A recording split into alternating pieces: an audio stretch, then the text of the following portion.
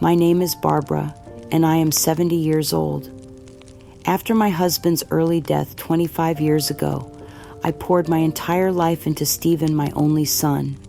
Every sacrifice, every quiet longing for connection, every sleepless night worrying about his future was all for him. I became his unwavering support, his safe haven, his constant source of encouragement, patiently enduring his emotional distance through the years, always hoping that someday we would find the closeness that seemed perpetually just out of reach. A heart scare this past spring, with chest pains that sent me to the emergency room in the middle of the night, spurred me to finally share my vulnerability with Stephen, my desperate longing for deeper connection in what might be my remaining years. Stephen's response was cold and clinical, as if he were discussing a stranger's medical report. He denied my truth with cruel precision, gaslighting me with carefully chosen words that cut deeper than any surgeon's blade ever could. He then, with Michelle's poisonous influence, guiding every decision, callously cut me off from my beloved grandchildren, Michael and Emily. My heart shattered into 1,000 pieces. My reality was completely invalidated. My entire life's experience as his mother was erased as if it had never mattered, as if I had never mattered.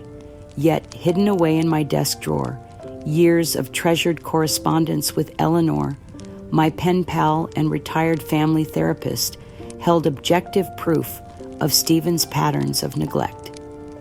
My late husband's old camcorder tapes stored forgotten in the attic also revealed the undeniable truth of my unconditional love and Stephen's consistent emotional distance.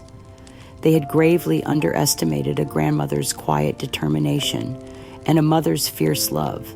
My truth would reclaim me, undeniable and powerful. The phone call that changed everything came on a Tuesday morning in late March, just 2 hours after my return from Dr. Martinez's office. My hands were still trembling from our conversation about my irregular heartbeat and the concerning results of my stress test when I finally found the courage to dial Stephen's familiar number. The weight of mortality was pressing down on my chest like a physical force, and for the first time in months, I decided to let my carefully constructed guard down completely. I told Stephen everything about the chest pains that had been waking me at 3 a.m. for weeks, about the sleepless nights spent staring at the ceiling, wondering if anyone would even notice if something happened to me, about the overwhelming loneliness that felt like it was literally crushing my spirit, making each day harder to bear than the last. I shared how desperately I missed him, missed hearing his voice regularly, missed the grandchildren's laughter filling my quiet house, missed feeling like I mattered to someone, anyone, in this increasingly empty world. Most importantly, I opened my heart completely and told him how much I loved him, how proud I was of the man he'd become, how grateful I was for the privilege of being his mother. I spoke about my fears of leaving this earth without him, truly knowing the depth of my devotion, without us having the kind of meaningful relationship I'd always dreamed we might someday share. His response was like ice water thrown in my face. Stephen's voice was clinical, detached, professional, in the most cutting way possible. It was as if he were discussing a problematic client rather than his own mother's deepest fears and vulnerabilities. "Mom, you're being completely overly dramatic about everything here. Nothing you're describing happened the way you remember it happening. You're clearly just looking for attention right now, trying to guilt trip me into something I'm not comfortable with." Each word was carefully chosen to invalidate not just my current pain, but my entire history of our relationship. The dismissal was so complete, so thoroughly calculated, that I felt my reality beginning to crumble around me in real time. I tried desperately to explain, tried to remind him of our shared history, of the countless nights I'd stayed awake with him during his troubled teenage years when nightmares plagued his sleep. I mentioned the sacrifices I'd made as a single mother, working double shifts to pay for his college prep courses, going without new clothes for years, so he could have the opportunities he deserved. But Stephen had already rendered his judgment, and nothing I could say would penetrate the wall he'd built around his heart. Stephen's greed wasn't the conventional kind that people easily recognize. It wasn't a hunger for money or material possessions. His greed was far more insidious and devastating. He greedily hoarded his comfort, his carefully constructed image of himself as the perfect son and devoted family man. He voraciously protected his carefree lifestyle, his freedom from the emotional labor that real relationships require. My needs, my pain, my very existence, as his mother threatened that meticulously crafted facade he'd built for the world to admire. Acknowledging my suffering would mean admitting that he'd failed me as a son, and that was a responsibility he was utterly unwilling to bear, no matter the cost to my well-being. In my desperation and disbelief, I clung to hope, like a drowning woman clutches driftwood in a stormy sea. Maybe it was overwhelming stress from his demanding job, I told myself. Maybe Michelle was slowly poisoning his thoughts against me with subtle comments and observations. Maybe his own fear of aging and mortality was making him push away reminders of life's fragility. I simply couldn't accept that my son, the precious boy I'd raised with such complete devotion and unconditional love, could possess such a thorough lack of empathy for his own mother's suffering. The systematic humiliation began immediately and came from multiple directions with devastating efficiency. Stephen's voice turned even colder, more decisive, carrying the finality of a judge pronouncing sentence. Mom Michelle and I have discussed your behavior extensively over the past several months. We've made the difficult decision that your constant negativity and emotional manipulation are genuinely toxic for Michael and Emily's development. For their psychological well-being and emotional safety, you need to completely stay away from our family until you can get professional help. The words felt like Arctic wind, freezing my blood in my veins.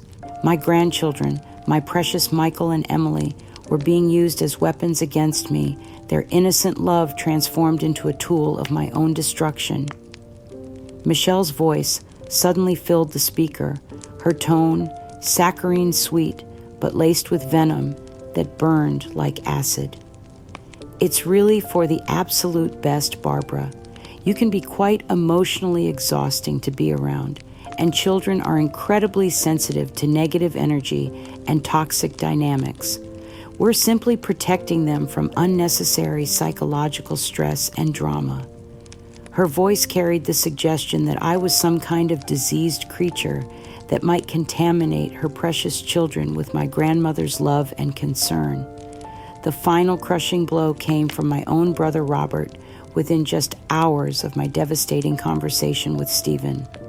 Robert called that same evening, his voice carefully modulated with false concern that I recognized immediately as completely manufactured sympathy.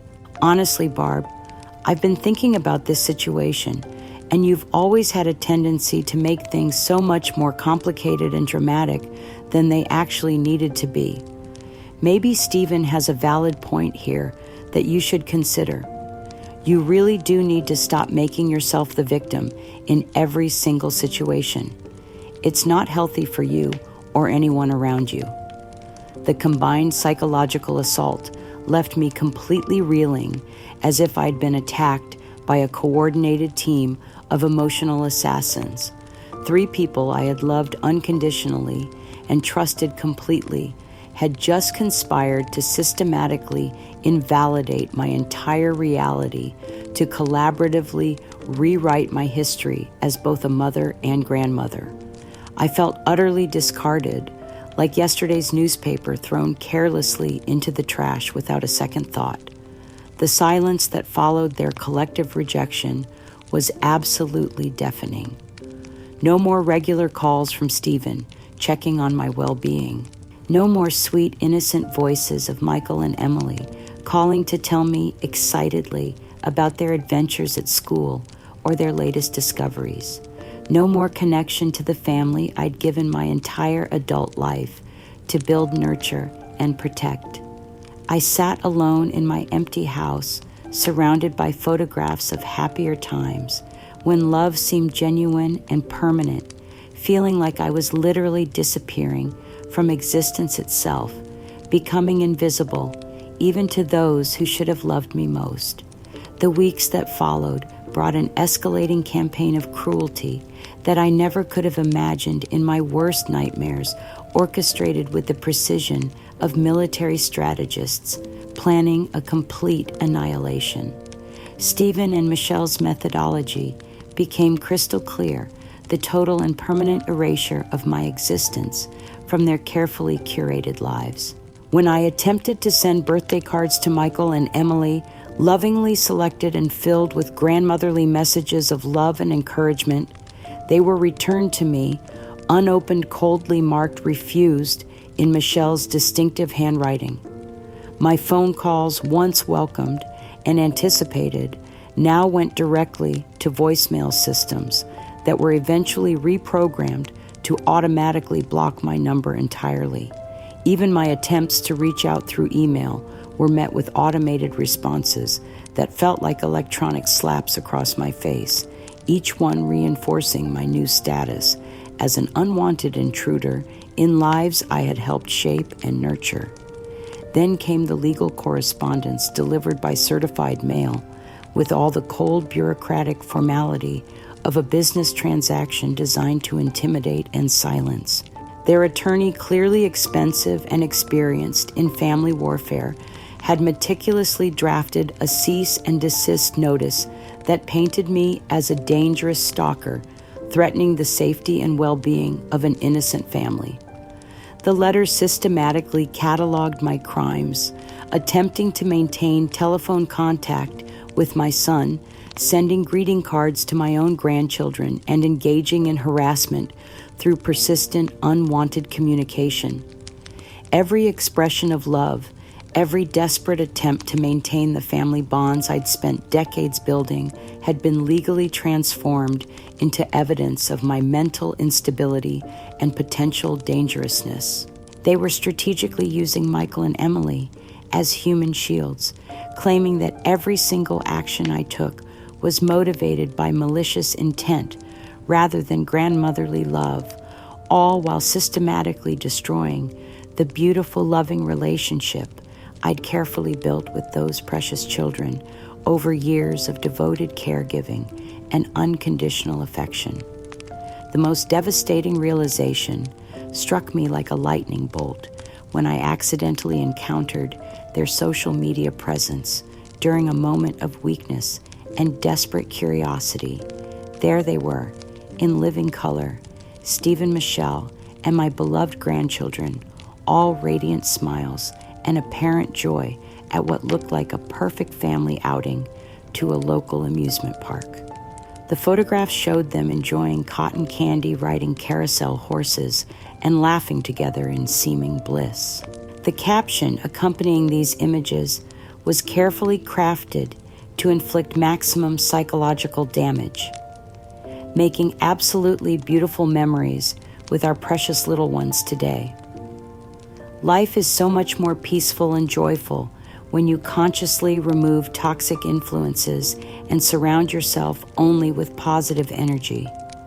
The timing was deliberately calculated, posted just 3 days after the legal letter had arrived at my doorstep. I found myself staring at those photographs for hours, analyzing every detail with the desperate intensity of a detective examining crime scene evidence. Michael had grown noticeably taller since I'd last been permitted to see him, his face showing signs of the approaching adolescence I was being denied the privilege to witness. Emily's smile looked different, somehow more mature and confident, suggesting experiences and conversations I would never be part of. They were actively living their lives, creating precious memories, experiencing the milestones and adventures of childhood, and I was being deliberately and systematically excluded from every moment of it. The horror of this realization settled into my bones like a malignant disease. Stephen wasn't simply cutting me off from their family. He was methodically weaponizing my own grandchildren against me, using their innocent love and trust as ammunition in his calculated war against my very existence as their grandmother. The full crushing weight of my ultimate sacrifice came flooding back to me in waves of memory, so vivid and painful that I could smell the old leather furniture in that lawyer's office where I'd signed away my future. Stephen was 17 years old, facing immediate expulsion from high school due to a serious incident involving experimental drug use and highly inappropriate behavior with a substitute teacher that had shocked the entire school community. The school board was completely unforgiving, and Stephen's entire future hung precariously in the balance like a sword suspended by the thinnest thread. College applications were due within months, and expulsion would have permanently destroyed every opportunity he would ever have for higher education or professional success. The scandal threatened to follow him for the rest of his life, marking him as a troubled young man, unworthy of second chances. I remember sitting in that expensive lawyer's mahogany-paneled office, my hands shaking as I signed the paperwork to sell the small, modest cabin I'd inherited from my parents after their deaths. It was my only substantial asset, my financial security, blanket my carefully planned refuge for retirement years that I dreamed of spending in peace and quiet reflection. The cabin represented my independence, my future stability, my connection to family history, and cherished memories. But Stephen desperately needed intensive private psychological counseling, expert legal representation, and a substantial financial contribution to the school's discretionary fund to make the entire ugly problem disappear quietly and completely. I sold my own future security without hesitation to save his never telling him the full extent of what I'd sacrificed, never expecting gratitude or recognition, simply loving him enough to give up everything for his well-being. He graduated successfully, attended an excellent college, built his impressive career, and created his beautiful family, never knowing that his mother had surrendered her own financial security to make every bit of it possible. Michelle's psychological cruelty reached breathtaking new heights of calculated malice when she deliberately orchestrated what was designed to appear as an accidental encounter at the local grocery store where I'd shopped for 30 years. I was struggling to reach a box of chamomile tea from a high shelf, my arthritis making the stretching motion particularly painful that morning, when her voice cut through the store's ambient noise like a razor blade slicing silk. "Oh, my absolute goodness, Barbara. You look so incredibly frail and stressed today. Are you actually taking proper care of yourself these days?" Her voice was intentionally loud enough to draw immediate attention from other shoppers throughout the produce section, her tone dripping with false concern that fooled no one, but served her purpose perfectly. Other customers began turning to stare with unconcealed curiosity, and I felt my face burning with humiliation that seemed to radiate heat throughout my entire body. Michelle continued her carefully rehearsed performance, her voice carrying clearly throughout the store, like an announcement over the public address system. "I can completely understand why Stephen has been so genuinely worried about your emotional and mental state recently. You really do appear to be struggling significantly with some very serious issues. The whispers began immediately around us, creating a buzz of gossip that would undoubtedly spread throughout our small community within hours. People I'd known and respected for decades were hearing Michelle's expertly crafted narrative firsthand, watching me appear exactly as fragile, unstable, and problematic as she'd strategically described me to be. It's such a tragic shame when family situations become so emotionally toxic that responsible parents absolutely have to protect their innocent children from harmful influences. But you do understand why that's necessary, don't you, Barbara Stephen? And the kids desperately need peace and stability in their lives right now. I stood frozen in complete mortification as neighboring shoppers witnessed this public character assassination, this masterful performance designed to validate every lie they'd spread about the toxic grandmother who threatened their family's happiness and well-being. Robert materialized at my front door that very evening, his facial expression carefully arranged in a mask of brotherly concern that I immediately recognized as completely manufactured sympathy designed to manipulate my vulnerable emotional state. Barb, I've been doing some serious thinking about your current situation, and maybe it's finally time to honestly consider that you're attempting to maintain a lifestyle and level of independence that's simply too demanding and overwhelming for someone your age. His suggestion was delivered with practiced smoothness.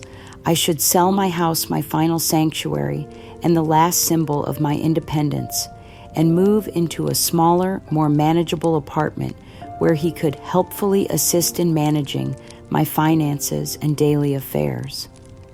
His eyes wandered obviously around my living room as he spoke mentally, calculating the monetary value of my furniture, my artwork, the small treasures and mementos I'd lovingly collected over an entire lifetime of experiences. You honestly don't need all this space anymore, Barb. All these responsibilities and maintenance issues are clearly becoming too much for you to handle effectively. Let me help you simplify your life significantly and reduce all this unnecessary stress and burden. I could see through his transparent manipulation immediately and completely. Robert had always been the sibling who skillfully avoided responsibility, who conveniently disappeared whenever family members needed genuine support or assistance. Now, witnessing my newfound vulnerability and emotional devastation, he detected opportunity for personal gain disguised as familial concern. If I became financially dependent on his guidance and control, if he managed to gain legal authority over my assets and decisions, he could effectively avoid any future guilt about abandoning me while potentially profiting substantially from my desperation and isolation. The emotional pain was absolutely overwhelming, threatening to drown me in its intensity, but something else was simultaneously growing and strengthening beneath the surface of my suffering. A cold, hard rage was building steadily in my chest, fueled by the clear recognition of how systematically and methodically I was being dismantled by people who claimed to love me but were actively destroying me. They obviously thought they were dealing with a completely broken, helpless old woman who would simply fade away quietly into her shame and isolation without causing them any further inconvenience. They had absolutely no idea what they were about to unleash, no conception of the sleeping giant they had awakened through their cruelty and betrayal. The restraining order arrived on a gray Thursday morning in late April, delivered with the same clinical efficiency and bureaucratic coldness as a terminal medical diagnosis. Stephen and Michelle had escalated far beyond mere emotional rejection into full-scale legal warfare, filing formal court papers that painted me as a genuinely dangerous stalker, systematically threatening their family's safety and psychological well-being. The official document, stamped with court seals and legal authority, methodically listed my alleged crimes against their peaceful existence, attempting to contact them by telephone, despite their clearly stated wishes, sending birthday and holiday cards to my own grandchildren, and most devastatingly, loitering and surveillance near their home. This final accusation referred to a single incident when I had driven slowly past their house, desperately hoping to catch just a glimpse of Michael and Emily playing safely in their backyard, yearning for even the smallest connection to their innocent joy. Reading that legal document felt like having my entire character assassinated in official print, my maternal love transformed into evidence of criminal intent. Every natural expression of grandmotherly affection, every desperate attempt to maintain the family connections I'd spent decades nurturing and protecting, had been systematically twisted into proof of my mental instability and potential dangerousness to society. They had constructed an impenetrable legal fortress around themselves and their children, with my beloved grandchildren trapped inside like prisoners, while I was officially branded as the primary threat from which they required court-ordered protection. My final desperate plea took the form of a heartfelt letter that I spent 3 agonizing days crafting with trembling hands, pouring every ounce of my maternal heart onto paper that seemed to absorb my tears as quickly as my ink. I wrote extensively about our most cherished shared memories, about the countless nights I'd stayed awake with Stephen when childhood nightmares made sleep impossible for him. I reminded him of teaching him to ride his first bicycle in our driveway, running alongside him with my hand steadying his back until that magical moment when he pedaled forward independently, both of us laughing with pure joy at his accomplishment. I described celebrating every one of his graduations and achievements with tears of overwhelming pride streaming down my face, how I'd saved every report card, every award, every newspaper clipping that mentioned his name. I wrote about our special traditions that had once seemed sacred and permanent: Saturday morning pancakes shaped like animals, reading adventure stories together before bedtime, our annual camping trips where we'd stargaze and share our deepest dreams for the future. Most painfully, I wrote about Michael and Emily, about the countless stories I'd read to them in different voices that made them giggle uncontrollably, about the elaborate cookies we decorated together during holiday visits, creating edible masterpieces that were almost too beautiful to eat. I described the way Emily would fall asleep trustingly in my lap. During our weekend movie marathons, her small hand curled around my finger like an anchor to love and security. I begged Stephen to remember the unbreakable bond we'd once shared, the love that had seemed as permanent and reliable as sunrise itself. I promised solemnly to respect any reasonable boundaries he might establish if he would just allow me to remain even a small, quiet part of his children's lives, to continue being the grandmother who loved them with every fiber of her being, who would never do anything to harm their precious innocence or happiness. The letter remained forever unsent, growing heavier in my hands as I held it like a confession that would never receive absolution. As I clutched those pages filled with my desperate love, I experienced a moment of devastating clarity. No amount of pleading, no appeal to our shared history, no reminder of sacrifices made would penetrate the impenetrable wall of indifference Stephen had methodically constructed around his heart. He had made an irrevocable choice to embrace his fabricated reality over our shared truth, and nothing I could ever say or do would change that fundamental betrayal of everything we'd once meant to each other. The silence that followed was not merely the absence of communication. It was the active, deliberate erasure of my existence from his consciousness, as if 37 years of motherhood had never happened, as if I had never mattered at all. My 70th birthday arrived with the kind of cruel precision that felt orchestrated by a malevolent universe determined to maximize my suffering. For 43 consecutive years since Stephen was barely old enough to understand the concept of birthdays, he had never once forgotten this special day. Even during his most rebellious teenage years, even when we'd argued bitterly about curfews and responsibilities, even when geographical distance separated us, he would always call or send a thoughtful card that proved I still mattered in his life. This year brought nothing but a silence so complete, it seemed to echo through my empty house like funeral bells tolling for the death of our relationship. No cheerful phone call wishing me happiness. No card delivered by the postal service. No flowers or small gifts that had once marked this day as special and worthy of celebration. Instead, I received something infinitely more devastating than mere neglect. Michelle's social media account, which I'd been foolish enough to continue monitoring in my desperate hunger for any connection to my grandchildren's lives, displayed a lavish birthday celebration in full joyous swing. The carefully curated photographs showed Stephen and my precious grandchildren gathered around an elaborate cake decorations, festooning every surface faces, glowing with happiness and celebration. But the guest of honor wasn't me. The birthday celebration was for someone named Margaret, apparently a family friend, who deserved the love, attention, and festive recognition that I was now permanently denied.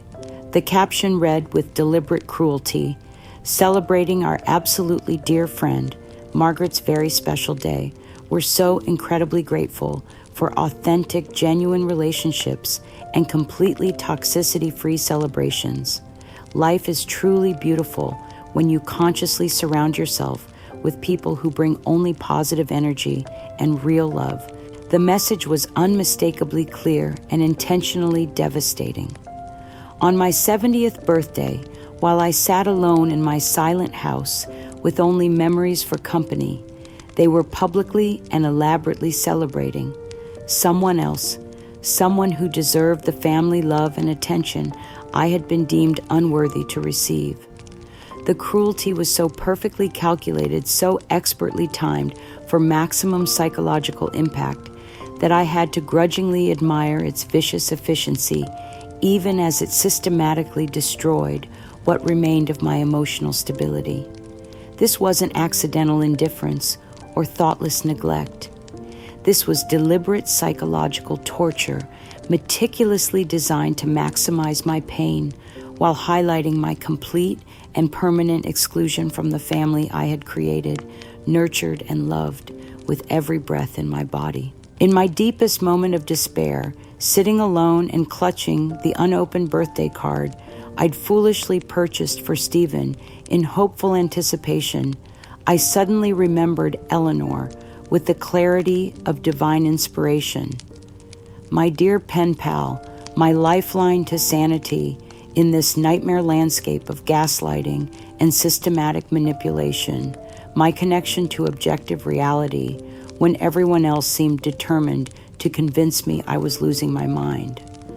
With hands shaking from both emotion and anticipation, I carefully retrieved the special box where I'd lovingly preserved years of our treasured correspondence, each letter a testament to friendship and understanding that had sustained me through countless difficult moments. Eleanor's letters were meticulously dated, remarkably detailed, and devastatingly objective in their observations. As a retired family therapist with decades of professional experience, she had recognized the troubling patterns I'd described in Stephen's behavior long before I'd been willing or able to acknowledge them myself. Her responses were consistently compassionate, yet clinically astute, systematically documenting Stephen's persistent emotional unavailability, his established pattern of taking my support and sacrifices for granted while maintaining careful distance, his demonstrated tendency to dismiss my feelings and legitimate needs as inconvenient burdens on his carefully structured life. My own letters to Eleanor, copies of which I had fortunately retained for sentimental reasons, painted a heartbreaking portrait of a devoted mother desperately trying to connect with a son who remained perpetually and deliberately out of emotional reach. The correspondence spanned nearly 5 years, creating an undeniable written record that completely and thoroughly refuted Stephen's recent claims that I was imagining, exaggerating, or fabricating our relationship problems. Eleanor's professional observations, written with therapeutic insight and objective clarity, provided absolutely irrefutable validation of everything I had experienced, suffered through, and been systematically trained to doubt by Stephen's expert gaslighting. Her letters were like a lifeline thrown to a drowning woman, proof that my perceptions had been accurate, my pain legitimate, my love real and valuable, despite being so cruelly rejected. But the camcorder tapes hidden in my dusty attic proved to be the most powerful and undeniable evidence of all. These forgotten relics, recorded by my late husband during family holidays and casual gatherings, had been stored away like buried treasure, waiting for the perfect moment of revelation. As I watched them with fresh eyes and painful clarity, Stephen's emotional detachment became absolutely impossible to ignore or rationalize away. While the recordings showed me actively engaged with Michael and Emily, reading animated stories with different character voices, teaching them simple songs, patiently helping with art projects, and tenderly kissing away their tears, Stephen was consistently elsewhere. The camera captured him, absorbed in his phone, engaged in conversations that deliberately excluded both me and his own children, or simply absent from family activities altogether. The tapes revealed a pattern of disengagement so systematic and consistent that it couldn't possibly be dismissed as occasional distraction or temporary stress. They documented years of Stephen's choice to remain emotionally unavailable, even during precious family moments that should have brought us closer together. Most importantly, these recordings captured something beautiful and heartbreaking that contradicted every lie Michelle had spread about my character. They showed me with Michael and Emily as I truly was devoted and endlessly loving patient, and nurturing singing lullabies, and wiping away disappointed tears, being exactly the kind of grandmother any child would be blessed and grateful to have in their lives. These home videos were absolute, unshakable proof against Michelle's calculated accusations of toxicity and emotional harm. They revealed the truth that Stephen and Michelle were so desperately determined to hide and deny I had been a wonderful, devoted mother and grandmother who loved completely and gave myself fully to my family's happiness and well-being. They had chosen to systematically destroy those beautiful relationships, not because I was genuinely toxic or harmful, but because acknowledging my love and accepting my devotion would have required them to reciprocate with emotional effort and investment they were simply unwilling to provide. As I sat surrounded by years of letters and hours of videotaped evidence, absolute proof of truths they thought they had successfully buried beneath their lies and manipulation, I felt something fundamental shift inside my very soul. The broken, desperate woman they had systematically created and tormented was transforming into something else entirely, something they had never anticipated or prepared for. They had completely underestimated me, dismissing me as a helpless old woman who would simply disappear quietly into her shame and isolation without causing them any further inconvenience or accountability. They had no conception that their calculated cruelty and systematic lies had just awakened something far more dangerous and determined than the loving mother and grandmother they had so callously discarded. They had created their own reckoning through their choices, and I was going to ensure they faced every single consequence of their cruelty with the same methodical precision they had used to destroy me. The evidence was overwhelming the truth, undeniable, and justice would finally be served. The transformation from broken victim to determined warrior happened overnight, like a switch being flipped in my very soul. Armed with Eleanor's correspondence and my husband's camcorder tapes, I felt a steely determination replace the crushing despair that had consumed me for months. These weren't just pieces of evidence, they were weapons of truth that would finally expose the calculated cruelty Stephen and Michelle had inflicted upon me, and more importantly, upon my innocent grandchildren. I made my first call Monday morning at precisely 9 o'clock to the law offices of Patricia Hendricks, a highly respected elder law attorney whose reputation for handling parental alienation cases was legendary throughout our state. Patricia specialized in emotional abuse cases involving seniors, and her track record of successful outcomes against manipulative adult children was exactly what I needed for the battle ahead. Mrs. Hendricks, I said, my voice steady and clear for the first time in months, I need to discuss filing suit for defamation, intentional infliction of emotional distress, and parental alienation against my son and daughter-in-law.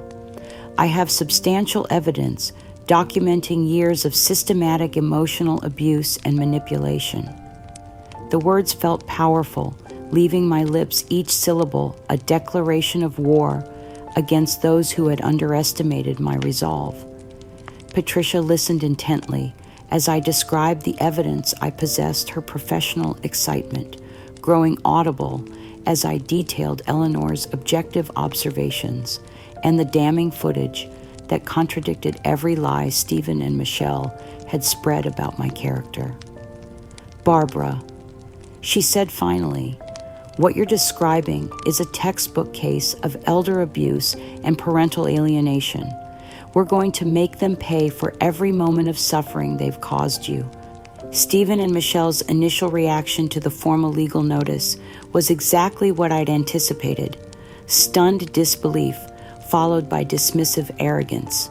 The certified letter from Patricia's office detailing our intent to pursue civil action for defamation and emotional distress, along with discovery requests for their communications and documentation regarding the children's welfare, landed on their doorstep like a bomb they never saw coming. Stephen's first response, delivered through his own hastily retained attorney, was a masterpiece of condescending dismissal. The letter characterized my legal action as the desperate delusional ravings of an elderly woman who refuses to accept reality and doesn't know when to admit defeat. They clearly believed I was bluffing, that I lacked both the evidence and the emotional strength to follow through with serious legal consequences. Michelle's reaction was even more telling. She immediately called several mutual acquaintances, painting my lawsuit as evidence of my obvious mental deterioration and obsessive inability to let go of unhealthy family dynamics. She confidently assured everyone that I had no real proof of anything, and that my claims would be quickly dismissed by any reasonable judge who could see through an old woman's vindictive fantasies. Robert's response was perhaps the most predictable of all. When contacted by concerned family members about the legal proceedings, he simply waved it off as typical Barbara melodrama and insisted that I was just acting out for attention because I couldn't handle being corrected about my behavior. His casual dismissal of my pain and his unwavering support for Stephen's narrative revealed the depth of his own moral bankruptcy. While my enemies wallowed in their false confidence, I was methodically building an unassailable case with the precision of a master strategist. Working closely with Patricia, I carefully organized Eleanor's letters chronologically, highlighting passages that documented Stephen's consistent emotional unavailability and my desperate attempts to maintain family connections. Each letter was a time-stamped piece of evidence that thoroughly debunked their gaslighting narrative. The camcorder footage required more careful curation, but the most powerful segments were undeniable in their clarity.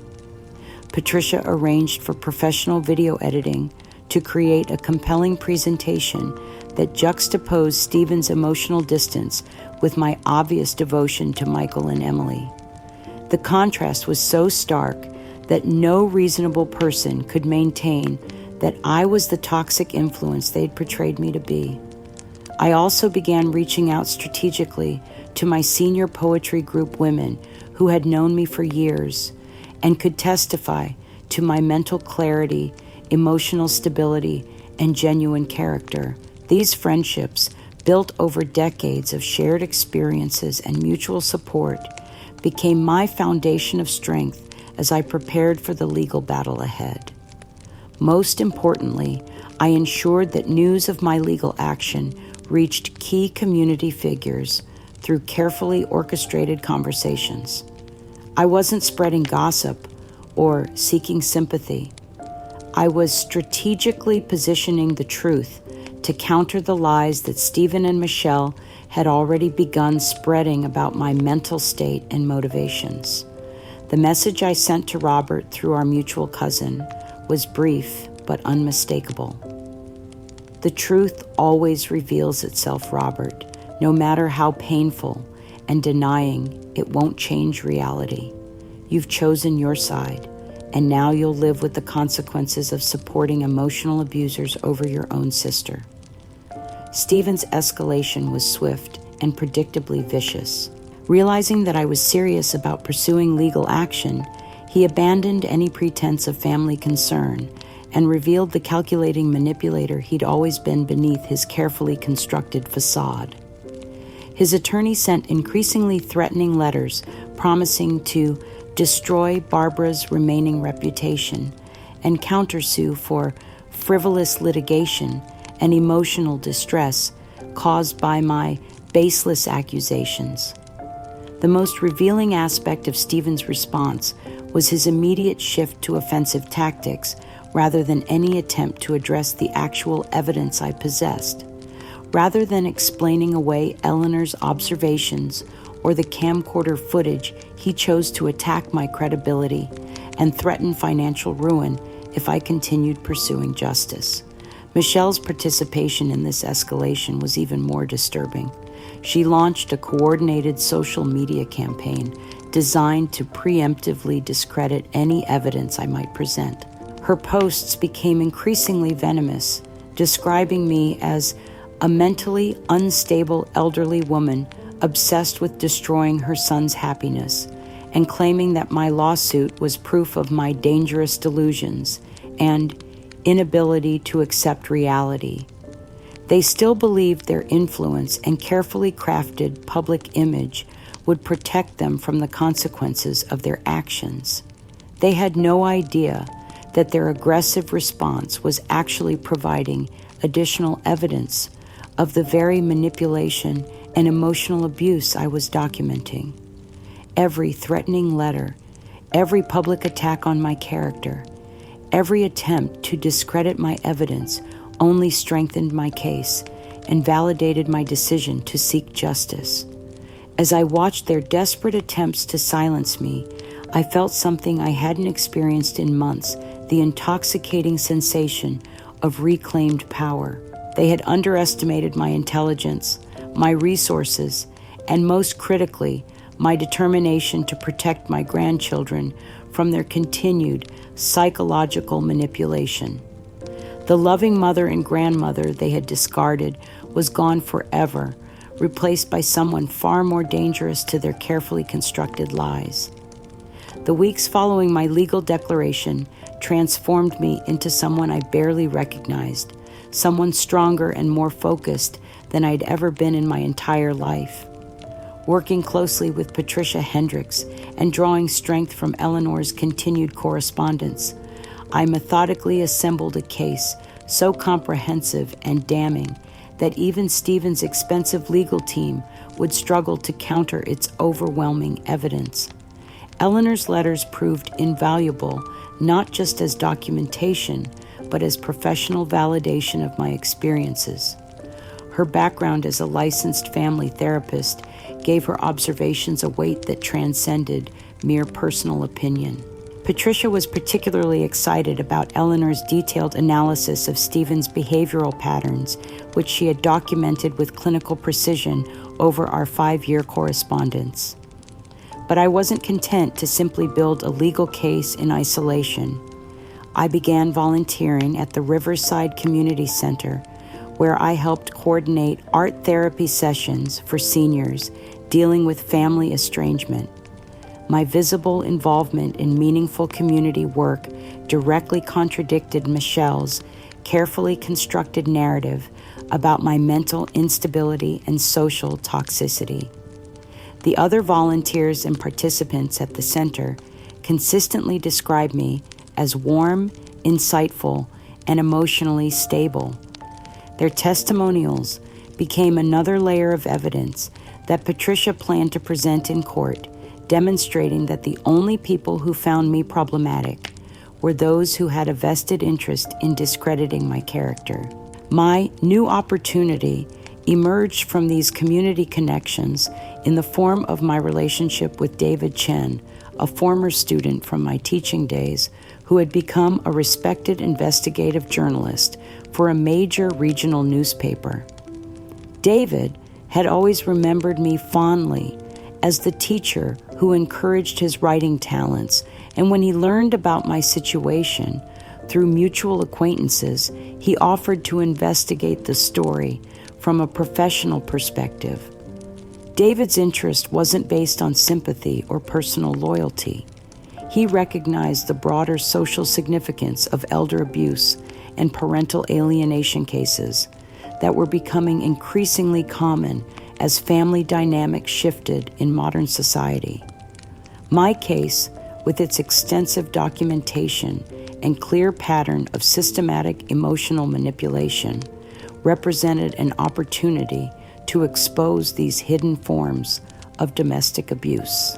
Patricia and I made the strategic decision to formally initiate civil proceedings for intentional infliction of emotional distress, defamation, and parental alienation. The lawsuit demanded not only financial compensation for the psychological damage I'd suffered, but also court-ordered family therapy and supervised visitation rights with Michael and Emily. The unexpected public encounter that would change everything happened at the monthly school board meeting in early June. I had been attending these meetings for years, advocating for arts education funding, but this particular evening felt different as I walked into the familiar auditorium. My presence there wasn't accidental. Patricia had suggested that maintaining my normal community activities would demonstrate my stability and civic engagement. What I didn't anticipate was seeing Stephen and Michelle enter the auditorium with Michael and Emily in tow. They rarely attended community events, preferring to maintain their social connections through more exclusive venues. But there they were clearly attempting to establish their own presence as concerned community members. The children looked different, somehow more reserved and distant than I remembered. Michael, now 12, walked with his shoulders hunched forward as if carrying an invisible weight. Emily, barely 10, stayed close to Michelle's side, her eyes scanning the room with an anxiety that broke my heart. These were not the carefree, confident children I had known and loved. They were young people who had been taught to fear and distrust their own grandmother. Stephen spotted me almost immediately, his face cycling through surprise annoyance and what appeared to be calculated determination. Rather than avoiding confrontation, he chose to approach me directly, his expression arranged in the condescending smirk I'd come to recognize as his signature expression of superiority. "Well, well, Mom," he said, his voice carrying clearly across the auditorium lobby. "Still out here causing drama, I see. Shouldn't you be focusing on your health issues instead of harassing school board members with your opinions?"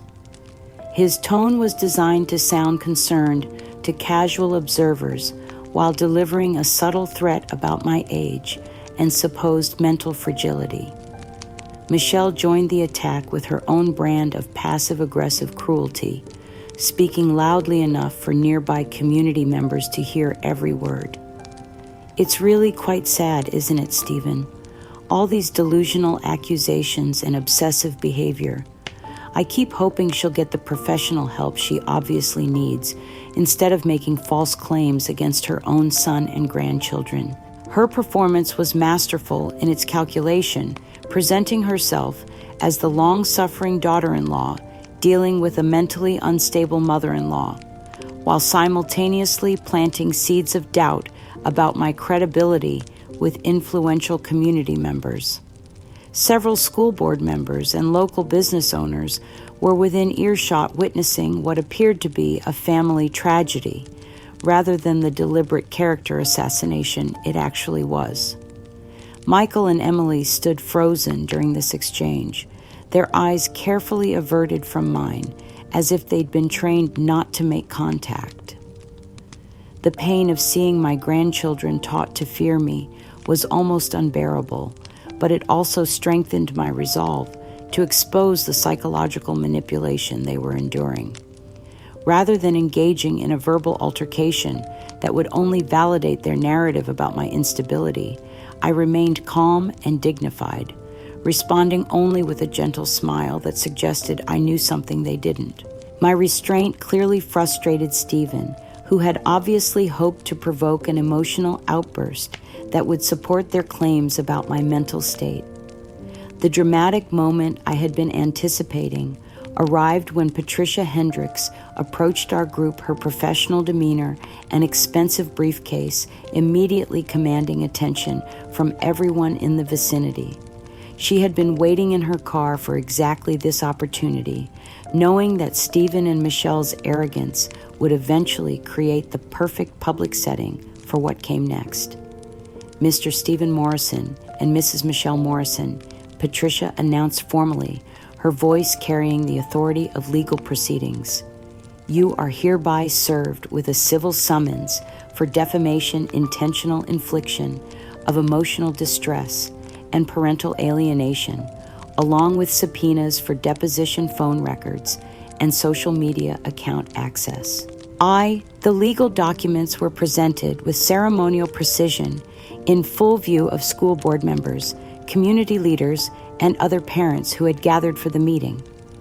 The official court seals and formal language made it impossible for anyone to dismiss this as mere family drama or the rantings of a disturbed elderly woman. Stephen's face went pale as he realized the implications of being served legal papers in such a public venue. His carefully constructed image as a respected community member was crumbling in real time as witnesses observed him being formally accused of elder abuse and child manipulation. Michelle's composure shattered completely as she recognized that their strategy of discrediting me had not only failed, but had actually provided additional evidence for my case. Every public attack on my character, every social media post questioning my mental state, every attempt to isolate me from community support had been documented and would now be presented in court as proof of their systematic campaign to silence and discredit me. The satisfaction I felt watching their shocked faces was indescribable. For months they had treated me like a powerless old woman who could be dismissed and discarded without consequences. Now they were discovering that their victim had not only survived their assault, but had methodically prepared to destroy them with the same calculated precision they had used against me. Building on the devastating public humiliation of serving legal papers at the school board meeting, Patricia and I moved swiftly to consolidate our advantage and eliminate any remaining doubt about the strength of our case. The formal presentation of Eleanor's correspondence and the compelling camcorder footage to the court proved even more powerful than we had anticipated. Patricia's bold legal strategy involved requesting court-ordered independent psychological evaluations for Michael and Emily to assess the documented impact of parental alienation on their emotional development. This wasn't just an attack on Stephen and Michelle's credibility. It was a direct assault on their absolute control over the children and their ability to continue the psychological manipulation unchecked. The court filing also requested psychological evaluations for Stephen and Michelle themselves, specifically focusing on their patterns of emotional manipulation, gaslighting, and systematic abuse of an elderly family member. Patricia's legal brief methodically documented their behavior using Eleanor's professional observations and the objective evidence from the camcorder tapes. Barbara, Patricia explained during our strategy session, we're not just seeking financial compensation here.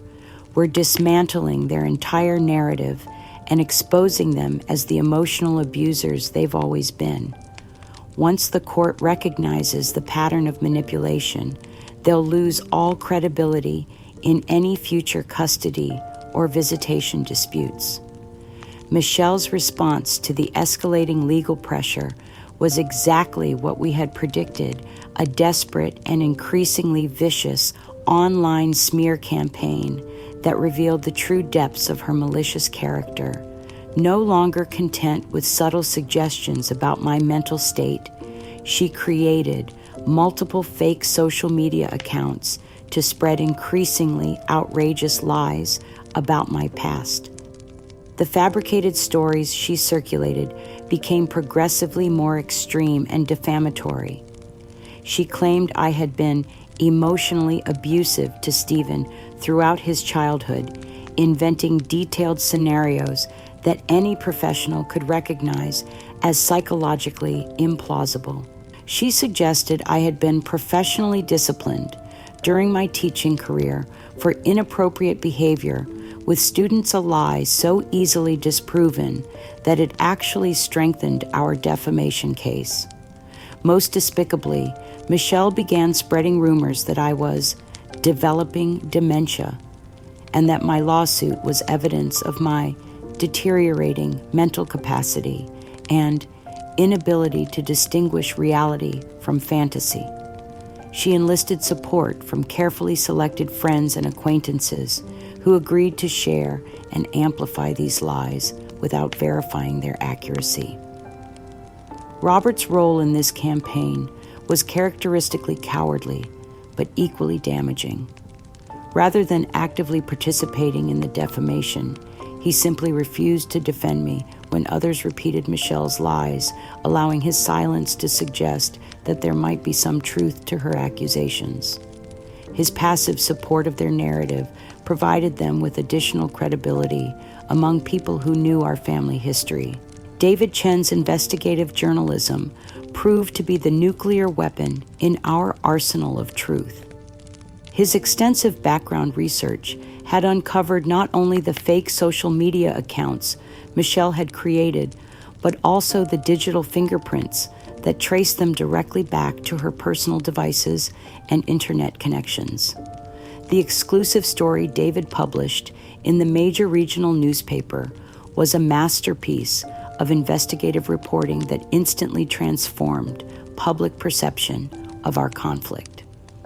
The article featured direct, unedited excerpts from Eleanor's correspondence that objectively documented Stephen's emotional neglect and my desperate attempts to maintain family connections over several years.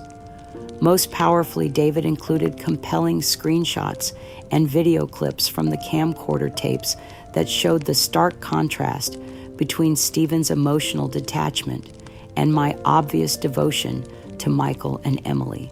The footage was so clear and undeniable that no reasonable person could maintain that I was the toxic influence Stephen and Michelle had portrayed me to be. The forensic evidence linking Michelle to the fake social media accounts was presented with scientific precision, including IP address tracking device, fingerprinting, and linguistic analysis that proved she was the author of the defamatory posts. David's investigation had even uncovered deleted posts and private messages that revealed the calculated nature of her campaign to destroy my reputation. The article's impact was immediate and devastating for Stephen and Michelle. Their carefully constructed public image collapsed within hours of publication, as the story was picked up by national news outlets and shared extensively across social media platforms. The objective evidence was so overwhelming that even their closest friends and supporters found it impossible to deny the truth about their character. Stephen faced immediate professional consequences as his employer conducted an emergency review of his conduct and fitness for positions requiring public trust. Several community organizations quietly removed him from leadership roles, and longtime friends began distancing themselves from the scandal that now surrounded his name. Michelle's social standing evaporated even more quickly as evidence of her systematic defamation campaign spread throughout our community. Parents at her children's school began questioning her judgment and character, wondering what kind of person would create fake accounts to spread lies about an elderly mother-in-law. Robert found himself facing condemnation from extended family members and longtime friends who were appalled by his decision to support emotional abusers over his own sister. His reputation for moral cowardice, which had been quietly tolerated for years, suddenly became a subject of public disgust and social exile. Patricia's follow-up interview on the national news program that evening delivered the final devastating blow to their credibility. She announced that in light of the intensified criminal-level defamation revealed by David's investigation and the overwhelming evidence of systematic parental alienation, we were seeking maximum punitive damages against all three defendants. This case represents more than just a family dispute, Patricia explained to the national audience. It's about holding accountable those who engage in elder abuse and child manipulation. The evidence shows a calculated campaign to psychologically destroy a loving grandmother and alienate her from grandchildren who desperately need her positive influence in their lives. The legal announcement sent shockwaves through Stephen and Michelle's remaining support network. Insurance companies began distancing themselves from potential liability. Expensive defense attorneys started demanding larger retainers, and the full weight of their actions finally began to register in their calculating minds. As I watched the news coverage from my living room, surrounded by the photographs and mementos they had tried to convince me were meaningless, I felt a satisfaction so profound it was almost spiritual. They had attempted to erase me from existence, to convince the world that I was a toxic old woman whose love was worthless and whose truth was delusional. Instead, their cruelty had awakened something in me that they never could have anticipated, the determination to expose them completely and ensure that justice was served with the same methodical precision they had used to try to destroy me. 3 months passed after the national news coverage, 3 months during which Stephen and Michelle's world systematically crumbled around them like a house built on lies, finally succumbing to the weight of truth. The legal proceedings had moved forward with devastating efficiency, Depositions had been taken, evidence had been presented, and the full scope of their emotional abuse had been laid bare for the court and the public to examine. Stephen's professional life had disintegrated entirely. His employer, unwilling to be associated with someone documented as an elder abuser and child manipulator, had terminated his employment for conduct incompatible with organizational values. Other companies in his field, having seen the extensive media coverage, quietly removed his name from consideration for any positions requiring public trust or family interaction. Michelle faced similar consequences in her social and volunteer circles. Parent groups at Michael and Emily's school had quietly excluded her from committees and activities, unwilling to associate with someone whose character had been so thoroughly exposed. The carefully curated social media presence she had used to project an image of perfect family life had become a liability rather than an asset. Most importantly, the court-ordered psychological evaluations of Michael and Emily had revealed exactly what I had suspected: significant emotional distress consistent with parental alienation syndrome. The children were struggling with anxiety, confusion about family relationships, and fear of expressing their own feelings about our separation. The professional recommendations included immediate family therapy and supervised visits with me to begin repairing the damage that had been done. It was on a Tuesday evening in late September that my phone rang with Stephen's number displayed on the caller ID. I had been expecting this call for weeks, knowing that mounting legal pressure and professional consequences would eventually force him to attempt some form of contact. Patricia had prepared me thoroughly for this moment, coaching me on how to handle what would likely be a desperate attempt at manipulation. His voice, when I answered, was barely recognizable, stripped of the confident condescension that had characterized our previous conversations. The arrogant man who had dismissed my pain and gaslighted my reality was gone, replaced by someone who sounded frantic, desperate, and genuinely afraid of the consequences he was finally facing. "Mom, please, you have to stop this madness." He began, his words tumbling over each other in barely controlled panic. "You're ruining everything we've built, destroying my career, damaging the kids' reputation at school. This has gone way too far, and you need to drop all the charges and legal action right now." I could hear Michelle's voice in the background, prompting him with phrases and arguments they had obviously rehearsed together. Her influence was still evident, but now it carried the desperation of someone whose carefully constructed manipulation was falling apart under the weight of documented evidence. "You're destroying our family's reputation in this community," Stephen continued, his voice oscillating between anger and pleading. "People are looking at us like we're criminals, like we're monsters. The kids are suffering because of your vindictive need for attention and drama. You have to understand that this needs to stop immediately." The irony of his words was not lost on me. The man who had systematically isolated me from my grandchildren was now claiming that I was the one destroying the family. The person who had gaslighted my reality and dismissed my pain was now demanding understanding and consideration he had never shown me. My response was calm, measured, and completely devoid of the emotional vulnerability he had exploited for so many years. "Stephen, the consequences you're experiencing are the direct result of your own choices, your profound neglect of our relationship, and your systematic manipulation of Michael and Emily. You created this situation through years of emotional abuse, and now you're facing the natural results of those actions."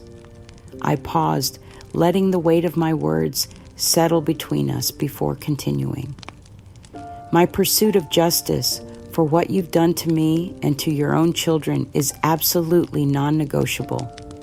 There is no forgiveness for the kind of systematic emotional abuse you've inflicted, no absolution for turning innocent children into weapons against their grandmother who loves them unconditionally.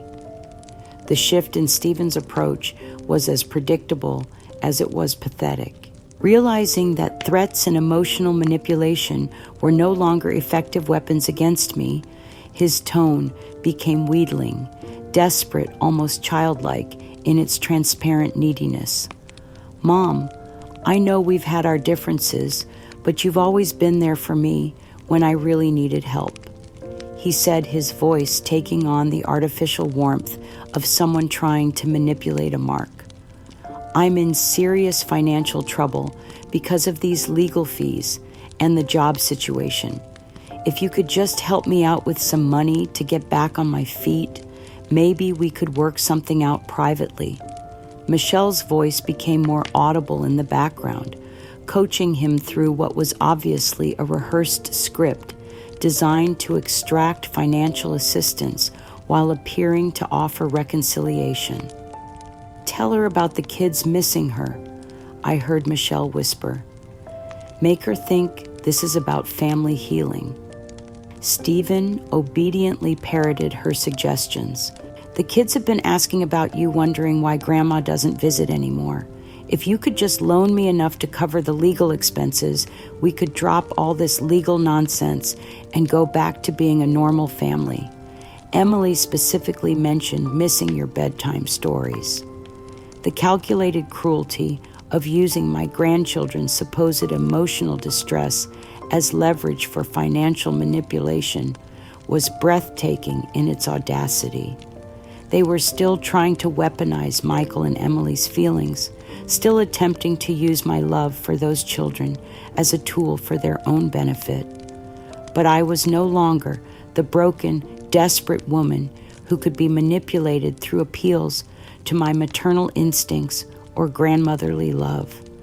Their systematic abuse had transformed me into someone far more dangerous to their continued manipulation, someone who could see through their tactics with complete clarity and respond with cold, calculated precision. "Stephen," I said, my voice carrying the finality of a judge pronouncing sentence, "the relationship you're referring to, the bond I once cherished and fought so desperately to maintain, was irrevocably destroyed by your decades of emotional unavailability and your ultimate decision to gaslight my reality and alienate me from my grandchildren." I took a deep breath, feeling the power of complete emotional detachment flowing through me like a cleansing river. "I want you to understand this clearly. There will be no loans, no financial assistance, no private arrangements that allow you to escape the consequences of your actions. All future communication between us will occur solely through legal channels, and I am hanging up now to block your number permanently." The silence that followed my words was profound, filled with the weight of absolute finality.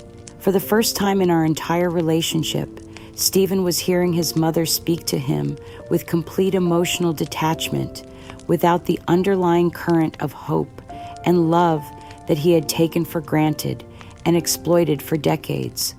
I hung up the phone with a decisive click and immediately blocked his number, along with Michelle's and every other method they might use to contact me directly. The physical act of severing that final connection felt like cutting the last chain that had bound me to years of psychological torture and manipulation. As I sat in the peaceful quiet of my living room, surrounded by the evidence of a life well lived and relationships that had genuine meaning, I felt something I hadn't experienced in years, complete and impenetrable peace. The broken woman they had created was gone forever, replaced by someone who understood her own worth and refused to accept anything less than genuine respect and love. They had underestimated me, completely assuming that maternal instinct and grandmotherly devotion would always make me vulnerable to their manipulation. Instead, their cruelty had forged me into something far more formidable, a woman who knew her own truth and possessed the strength to defend it against anyone who tried to distort or diminish it. The phone never rang again. 18 months had passed since that final phone call, 18 months during which my life had transformed in ways I never could have imagined when I first sat broken and devastated in my empty house. The legal victories had been complete and decisive. Stephen and Michelle faced substantial financial judgments, court-ordered family therapy, and supervised visitation arrangements that protected Michael and Emily while allowing me to rebuild our relationship slowly and carefully. More importantly, my story had resonated far beyond the boundaries of our small community. Major advocacy organizations for elder rights and parental alienation had invited me to share my experience, recognizing that my case represented a powerful example of how systematic documentation and persistent courage could overcome even the most calculated emotional abuse. The invitation to deliver the keynote address at the National Conference on Elder Abuse and Family Advocacy felt like the culmination of everything I had fought to achieve. The conference, held in Chicago and attended by legal professionals, social workers, family therapists, and advocates from across the country, represented the highest level of recognition for my work in exposing and combating these hidden forms of domestic violence. As I stood at the podium in the grand ballroom of the Palmer House Hotel, looking out at an audience of nearly 800 professionals who had gathered to hear my story, I felt a profound sense of purpose that had been missing from my life for so many years. My presentation, titled "When Love Becomes a Weapon: Breaking the Silence on Elder Emotional Abuse," was scheduled to address the systematic patterns of manipulation that adult children use against aging parents. I had been speaking for approximately 20 minutes, detailing the gradual escalation of Stephen's emotional neglect and the calculated nature of Michelle's gaslighting campaign, when a commotion near the back of the auditorium caught my attention. A disheveled figure was pushing past security personnel, shouting my name with increasing desperation. Robert emerged from the crowd, like a man possessed, his appearance shocking even to me. The brother I remembered as meticulously groomed and image-conscious was gone, replaced by someone who looked like he hadn't slept or eaten properly in weeks. His clothes were wrinkled, his hair unkempt, and his eyes carried the wild desperation of someone who had lost everything and was making one final reckless attempt to salvage his dignity.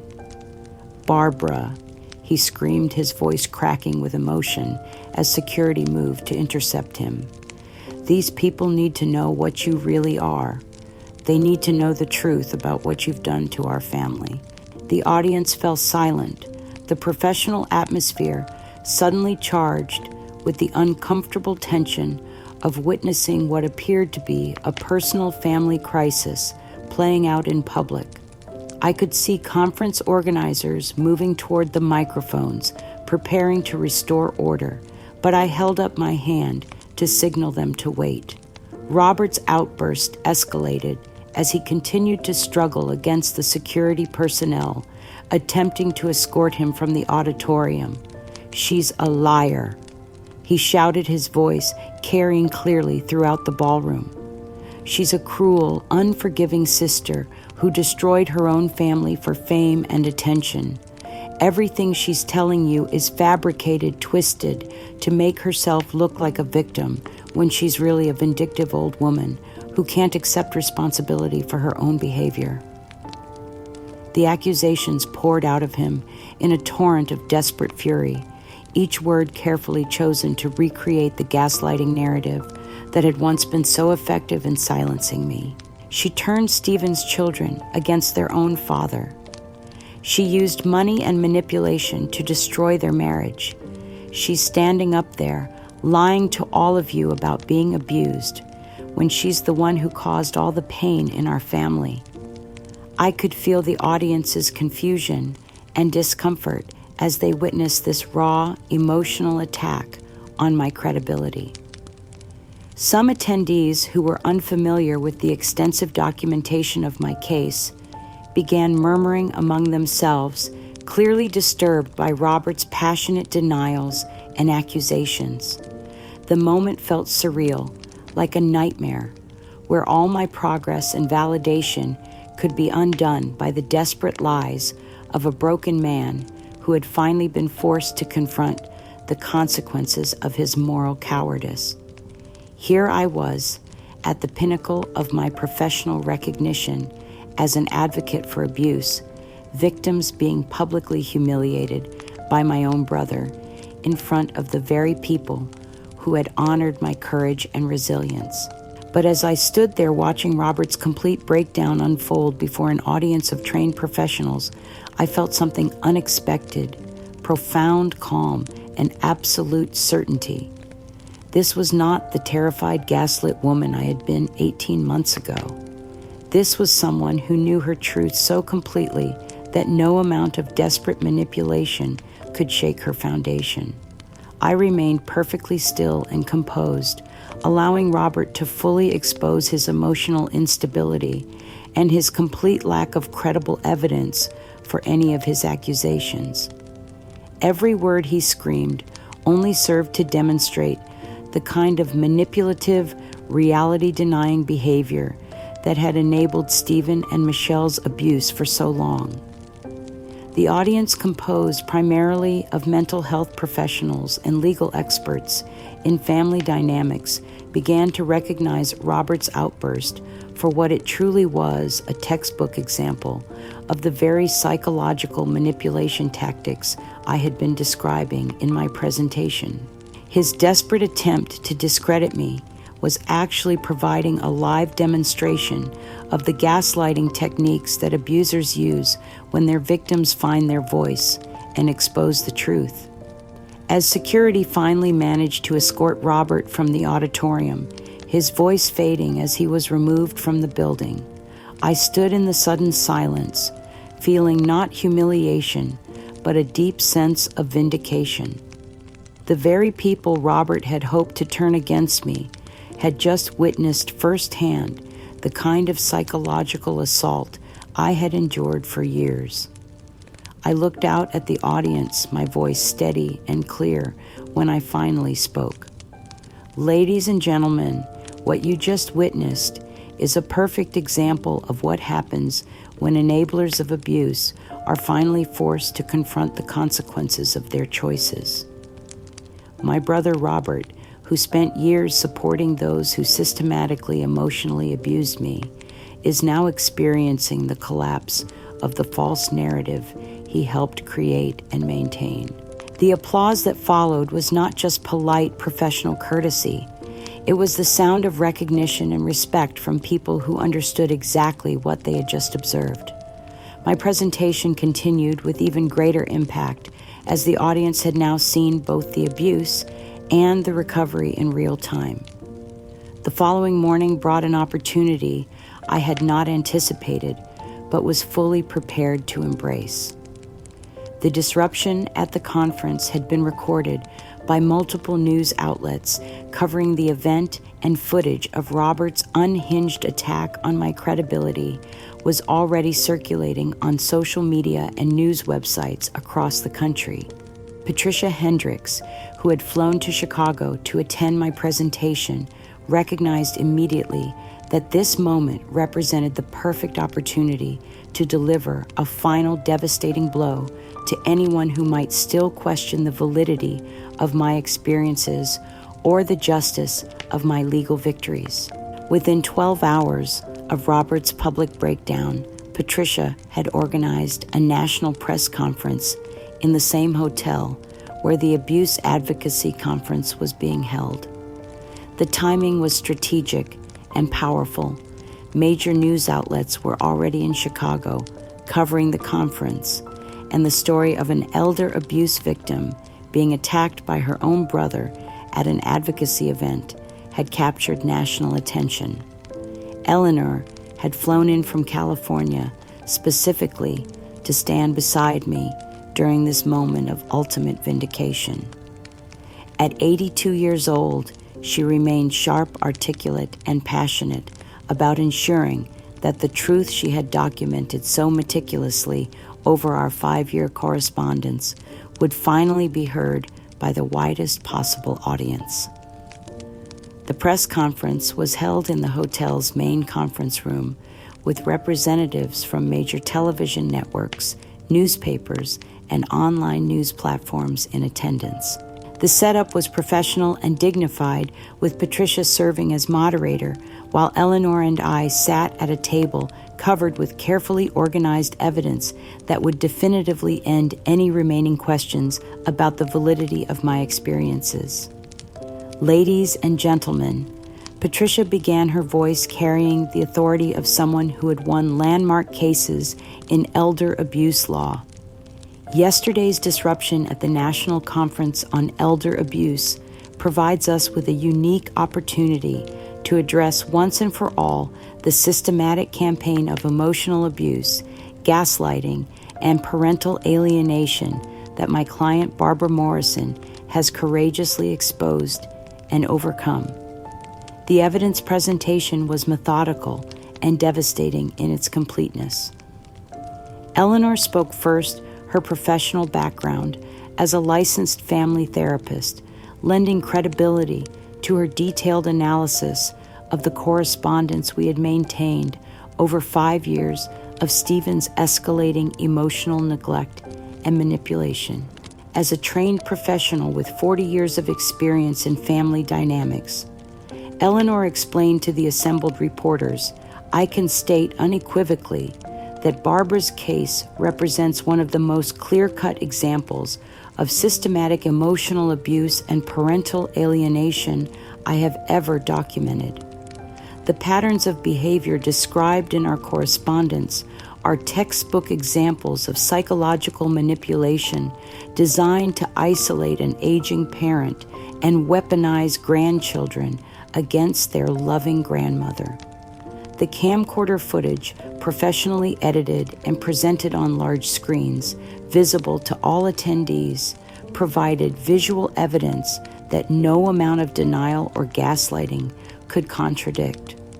The contrast between Stephen's consistent emotional detachment and my obvious devotion to Michael and Emily was so stark that it rendered Robert's accusations from the previous day completely absurd. Most powerfully, Patricia presented the forensic evidence that David Chen's investigation had uncovered, proving conclusively that Michelle had created multiple fake social media accounts specifically to defame me, and that Robert had provided assistance and encouragement for these illegal activities.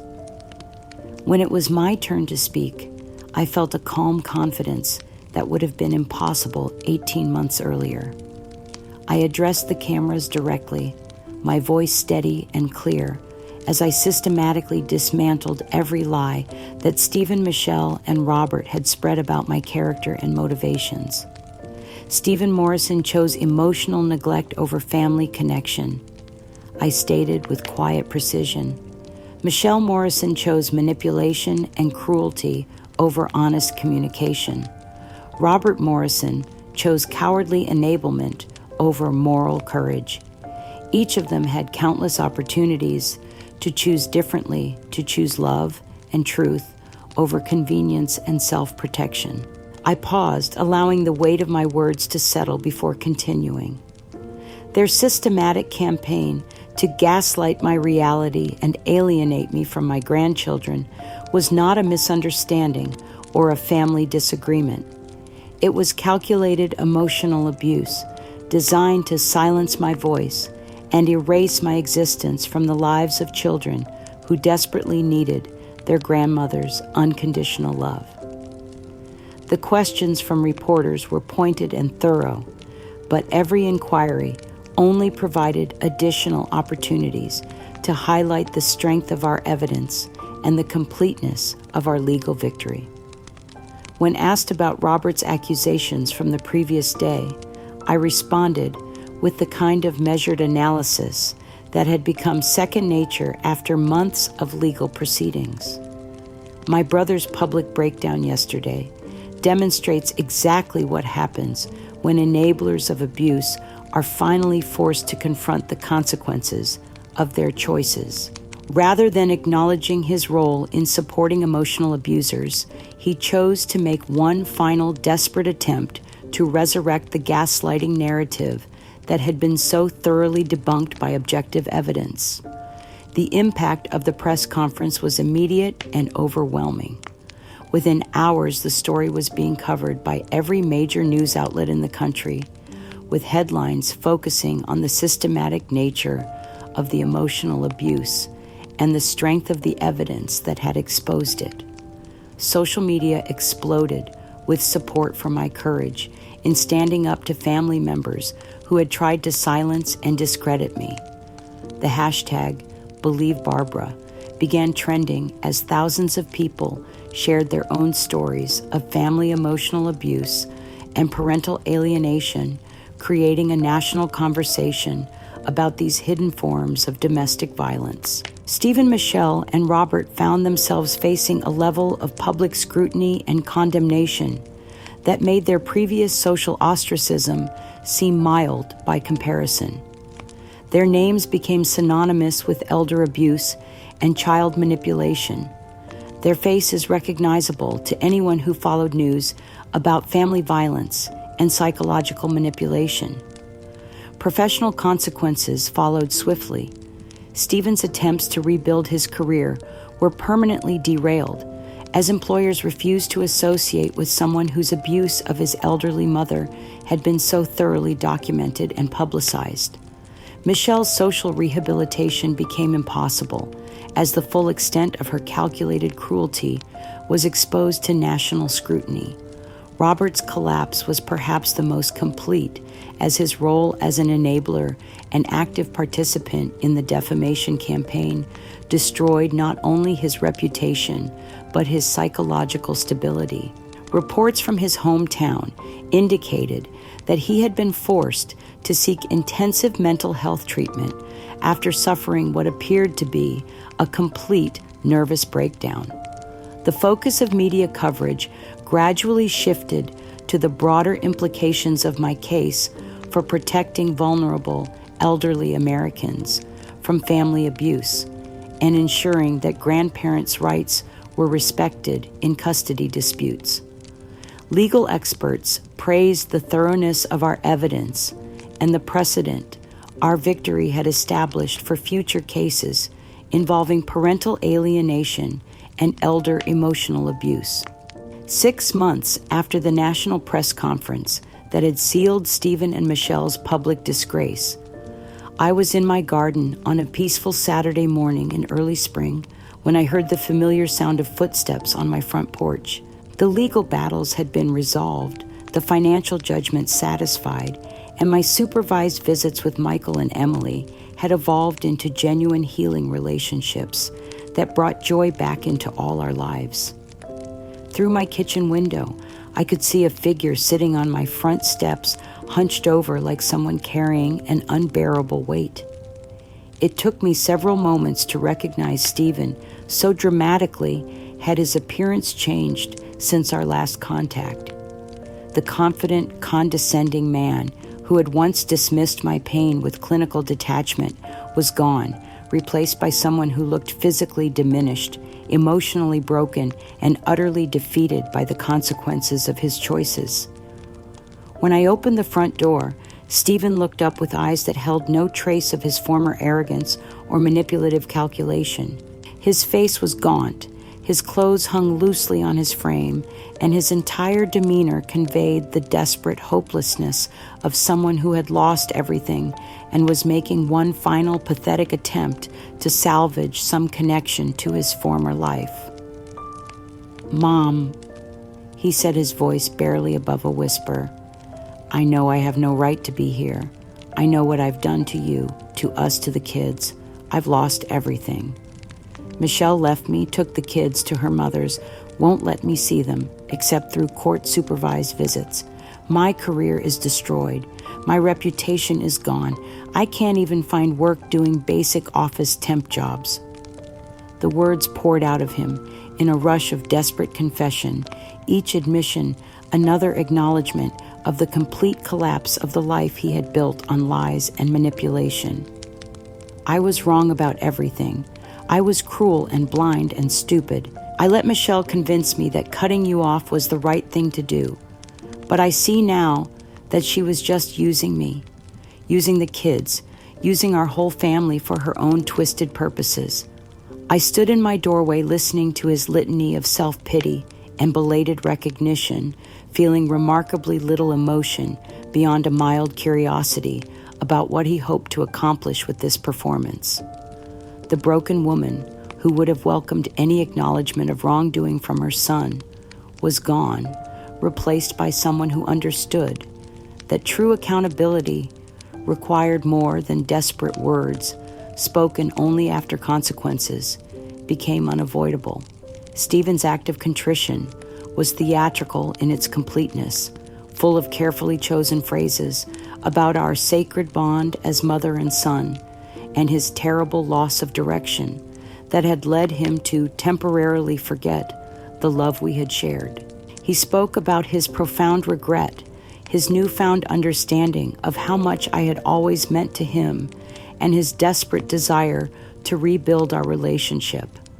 But even in his supposed confession, I could see the familiar patterns of manipulation and self-centeredness that had characterized our relationship for decades. His focus remained on his own suffering, his own losses, his own need for forgiveness and reconciliation. He spoke about the children's confusion and pain, but only in the context of how their suffering affected him, not as an acknowledgement of the psychological damage his alienation campaign had inflicted on them. "The kids ask about you sometimes," he said, apparently believing this information would provide leverage for his appeal. "Emily still remembers the stories you used to read to her. Michael mentioned your chocolate chip cookies just last week. I think they miss you, Mom. I think they would want us to be a family again." The calculated use of my grandchildren's supposed feelings as emotional blackmail was so familiar, so characteristic of his approach to every relationship that I almost smiled at the transparency of his manipulation. Even in his supposed moment of humility and repentance, Stephen was still trying to weaponize my love for Michael and Emily to achieve his own objectives. I remained silent throughout his entire performance, my face composed in an expression of serene detachment that seemed to unnerve him more than anger or tears would have. The passionate, desperate mother who had once pleaded for his understanding and acceptance was no longer available to be manipulated or controlled. When Stephen finally exhausted his rehearsed appeals and fell silent, waiting for my response, with the desperate hope of someone whose last gambit was about to be tested, I spoke with a calm finality that surprised even me. "Stephen, you made your choices deliberately and repeatedly over many years. You chose emotional neglect over genuine connection. You chose Michelle's manipulation over your mother's love. You chose convenience and self-protection over truth and accountability. Most unforgivably, you chose to weaponize innocent children against their grandmother who loved them unconditionally." I paused, looking at this broken man who bore so little resemblance to the son I had once hoped to have a meaningful relationship with. "My heart has healed completely from the damage you inflicted. The mother you remember, the woman who would have forgiven anything for the chance to have you back in her life, no longer exists. That woman was destroyed by your cruelty and indifference." Stephen's face crumpled as he began to understand that this was not a negotiation or an opportunity for reconciliation, but a final statement of absolute closure. "Please, Mom, I'm begging you. I know I was wrong. I know I hurt you, but I'm your son. There has to be some way to fix this, some way to go back to being a family." "You will always be my biological son," I replied with gentle firmness. "But the relationship you destroyed through years of emotional abuse cannot be repaired by a single conversation motivated by your own desperation. My peace and well-being are my highest priorities now, and protecting that peace means maintaining appropriate boundaries with people who have proven themselves capable of such calculated cruelty." I stepped back into my house, my hand on the door handle, as I delivered my final words to this chapter of my life. Any future communication regarding Michael and Emily will continue to go through the court-appointed mediators and family therapists who are helping them heal from the psychological damage your alienation campaign caused. You are not welcome in my home or my life. Goodbye, Stephen. I closed the door quietly, but decisively engaging the deadbolt with a firm click that felt like the final punctuation mark on 37 years of maternal disappointment and unfulfilled hope.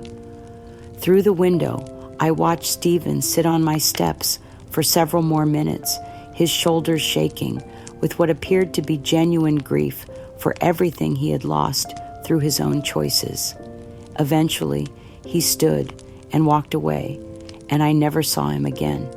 The woman who stands in my garden today, tending to roses that bloom more beautifully each year, bears little resemblance to the broken gaslit victim who once sat alone in her living room, convinced that her reality was somehow flawed and her love was somehow toxic. The legal victories were complete and satisfying, but the personal transformation has been far more profound and lasting than any court judgment could ever be. My relationship with Michael and Emily has healed in ways that seem almost miraculous to those who witnessed the depth of their alienation.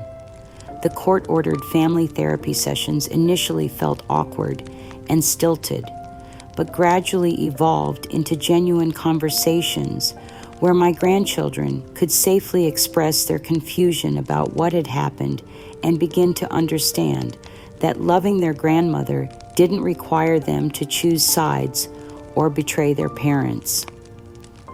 Michael, now 14, has begun calling me regularly to discuss his struggles with school and friendships, seeking the kind of wisdom and unconditional support that his parents' emotional instability made impossible for them to provide. Emily, at 12, still loves our weekend baking sessions and has started writing stories that I help her edit and encourage her to share with others.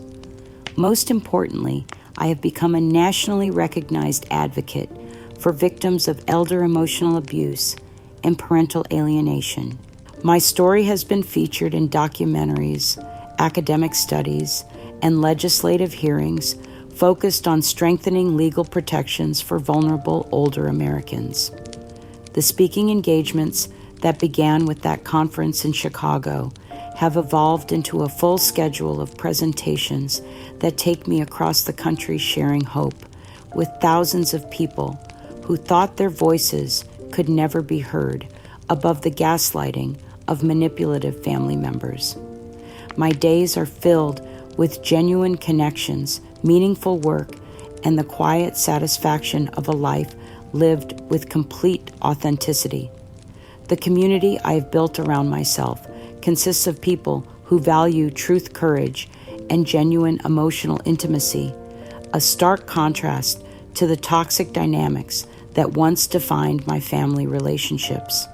The transformation from a patient, often tolerating mother into a fierce advocate for truth and justice feels like a metamorphosis that reached into my very soul. I no longer define my worth through my children's approval or presence in my life, but through my courage to seek justice and my impact on countless other lives that have been touched by similar abuse.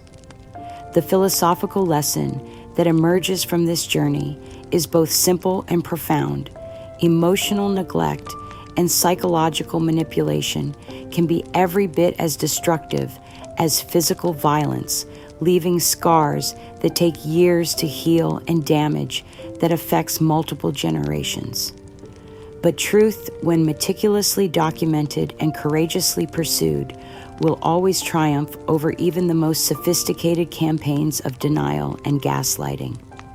The peace I have achieved is not the fragile hope of someone waiting for others to change, but the unshakable serenity of someone who knows her own worth and refuses to accept anything less than genuine respect and love. This hard-won tranquility, built on validated reality and authentic connections, represents a victory far more complete and lasting than any reconciliation with those who chose cruelty over compassion.